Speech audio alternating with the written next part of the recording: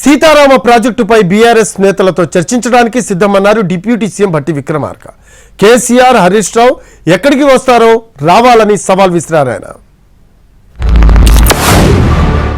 ఈ ప్రాజెక్టు మీద చర్చించడానికి మేము నీళ్లు ఇచ్చామా, మీరు నీళ్లు ఇచ్చారా, చర్చించడానికి భట్టి ఉత్తమ్ కుమార్ రెడ్డి సిద్ధమేనా, రండి అని అంటున్నాడు. ఎస్, మేము సిద్ధమే, మేము సిద్ధమే.